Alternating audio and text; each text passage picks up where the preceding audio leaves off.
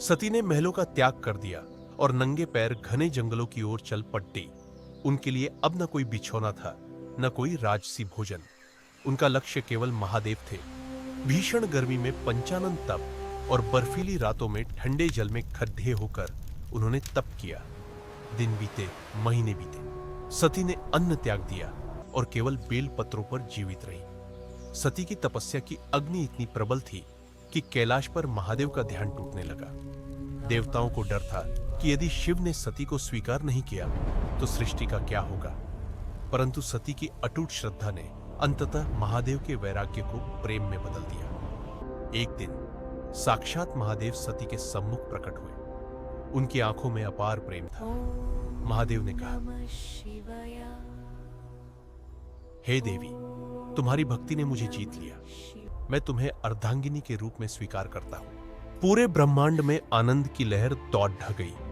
देवताओं ने फूलों की वर्षा शुरू कर दी। दक्ष को यह समाचार मिला, पर उनका अहंकार अब भी शिव को स्वीकार करने को तैयार न था।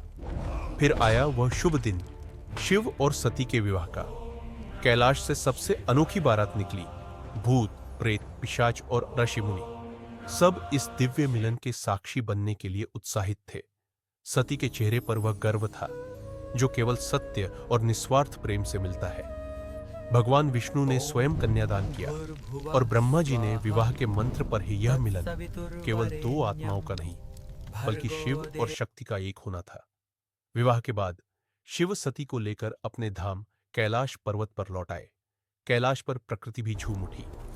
बर्फ की पहाड़ियां खुशियों से चमकने लगी। दोनों का वैवाहिक जीवन अत्यंत सुखद था, पर नियति के मन में कुछ और ही चल रहा था।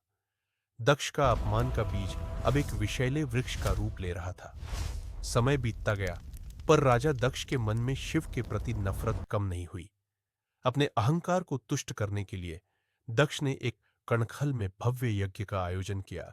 यह ब्रह्मांड का सबसे बड़ा यज्ञ होने वाला था, जिसमें हर छोटे बड़े देव को निमंत्रण दिया गया। परंतु दक्ष ने जानबूझकर अपनी पुत्री सती और जमाता भगवान शिव को इस यज्ञ से बाहर रखा। कैलाश की ऊंचाइयों पर बैठी सती ने जब सुना कि उनके पिता एक महान उत्सव कर रहे हैं, उन्होंने देखा कि आकाश मार्ग से सभी देवता अपने विमानों में बैठकर उनके पिता के घर जा रहे हैं। सती का मन एक पुत्री की ममता से भर उठा। उन्हें लगा शायद पिता उन्हें बुलाना भूल गए। सती ने महादेव से आग्रह किया, स्वामी, मेरे पिता के घर इतना बड़ा उत्सव है, हमें भी चलना चाहिए। महादेव शांत थे। उन्होंने सती की आंखों में देखा और बोले, देवी, बिन बुलाए जाना सम्मान के विरुद्ध है। शिव ने चेतावनी दी कि दक्ष का यह यज्ञ भक्ति के लिए नहीं, बल्कि शिव के अपमान के लिए है। परंतु सती का मोह प्रबल था। उन्होंने तर्क दिया कि पिता के घर जाने के लिए निमंत्रण कैसा। सती की जिद के आगे महादेव को झुकना पड़ा। उन्होंने भारी मन से उन्हें जाने की अनुमति दी। सती अकेले ही कनखल की ओर चल पड़ी। महादेव ने उनके साथ अपने गणों को सुरक्षा के लिए भेजा। जैसे ही सती यज्ञ स्थल पर पहुंची, वहां का वातावरण देख उनका मन घबरा उठा। वहां न तो उनका स्वागत हुआ और न ही किसी ने उनसे बात की। सबने अपनी आंखें फेर ली। सती ने जब यज्ञशाला में शिव का भाग नहीं देखा तो उनका हृदय क्रोध और दुख से भर गया। राजा दक्ष ने जब अपनी पुत्री को देखा तो स्वागत की जगह उनके मुख से विष ही निकला। दक्ष ने भरी सभा में शिव को एक श्मशानवासी और अमंगलकारी योगी कहकर अपमानित किया। सती अब समझ चुकी थी कि शिव की चेतावनी सत्य थी। यह यज्ञ नहीं, एक षड्यंत्र था। उनका स्वाभिमान जाग उठा था। उन्होंने निर्णय लिया कि अब वे खामोश नहीं रहेंगे। सती ने सभा को ललकारा, जिस पिता ने मेरे आराध्य का अपमान किया, वह शरीर अब जीवित रहने योग्य नहीं। उन्होंने अपनी आंखें बंद की और योग अग्नि का आह्वान किया। उनके रोम रोम से तेज निकलने लगा। देखते ही देखते सती ने स्वयं को यज्ञ की पवित्र अग्नि के हवाले कर दिया। पूरे ब्रह्मांड में हाहाकार मच गया। देवताओं के आसन डोलने लगे और प्रकृति रो पड़ी। जैसे ही सती के प्राण त्यागने का समाचार कैलाश पहुंचा, महादेव की समाधि टूट गई। शोक और क्रोध के मेल से महादेव ने एक भयानक तांडव शुरू किया। हिमालय कांप उठा। महादेव ने अपनी एक जटा उखाड़कर पर्वत पर पटकी, जिससे काल का भी काल वीरभद्र प्रकट हुआ। हजारों भुजाओं वाला वीरभद्र और माता भद्रकाली अपनी सेना के साथ यज्ञ स्थल की ओर बरस चले। वीरभद्र की गर्जना सुनकर धरती फटने लगी और दिशाएं गूंज उठी। यज्ञ स्थल पर पहुंचते ही वीरभद्र ने तबाही मचा दी। देवताओं के विमान टूटने लगे। अहंकारी दक्ष अब अपनी जान बचाने के लिए इधर उधर भागने लगा, पर शिव का क्रोध अजय था। वीरभद्र ने दक्ष को पकड़ दहा और यज्ञ कुंड के सामने ही उसका मस्तक धड्डाच से अलग कर दिया। पूरा यज्ञ विध्वंस हो गया। जो यज्ञ अहंकार के लिए था, वह अब राख की ढेरी बन चुका था।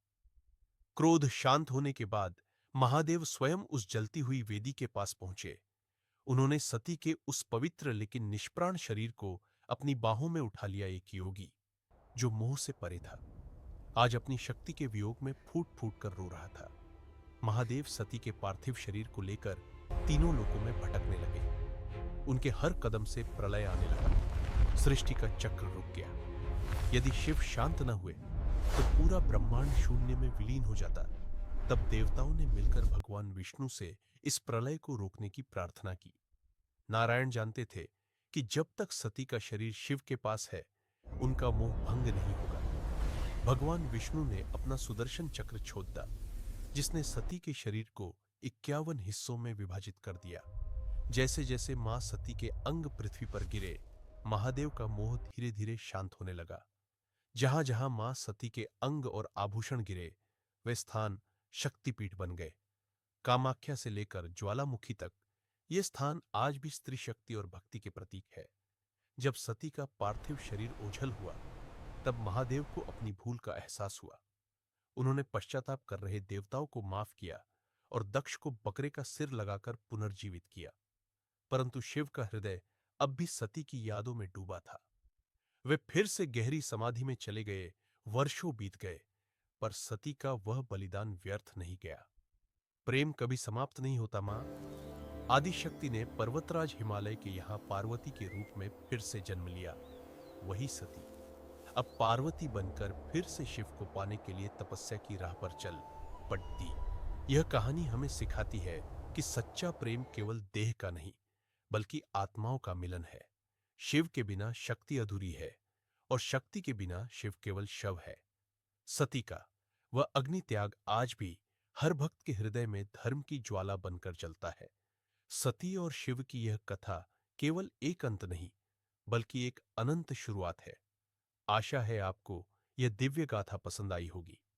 कमेंट्स में हर हर महादेव जरूर लिखें। ऐसी ही और पौराणिक कथाओं के लिए हमारे साथ जुटे रहे। धन्यवाद।